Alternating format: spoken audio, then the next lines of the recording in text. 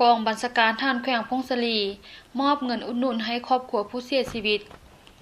โดยอิงตามแนวทางนโยบายของพรรครัฐที่มีต่อนายและพลทหารในตอนเช้าของวันที่8กรกฎาคม2024นี้อยู่ที่ห้องประชุมกองบัญชาการทหารแขวงพงศลีได้จัดพิธีมอบรับเงินอุดหนุนให้แก่ครอบครัวผู้เสียชีวิตโดยการเข้าร่วมเป็นประธานของสหพันธ์โทบุญเพ็งแสงสุรีคณะพักกองบัญชาการทหารแขวงห้องหัวหน้าห้องการเมืองมีแผนกการที่เกี่ยวข้องพร้อมด้วยพนักงานวิชาการ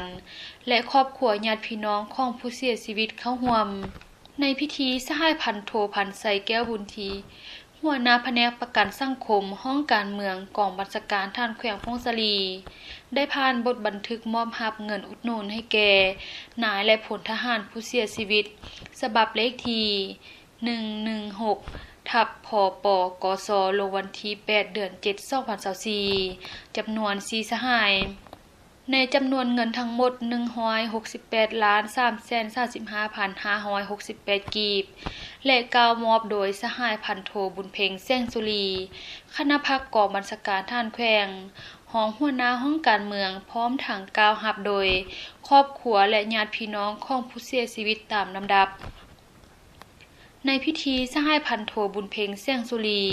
ประธานพิธีได้อบรมต่อพิธีซึ่งได้เรียกร้องให้ครอบครัวของผู้เสียชีวิตภายหลังได้รับเงินนโยบายดังกล่าวแล้วให้นำเอาเงินดังกล่าวไปนำใช้ให้ถึกเป้าหมายเป็นทุนในการศึกษาให้ลูกหลานและนำใช้เวียกงานครอบครัวให้เกิดประโยชน์สูงสุด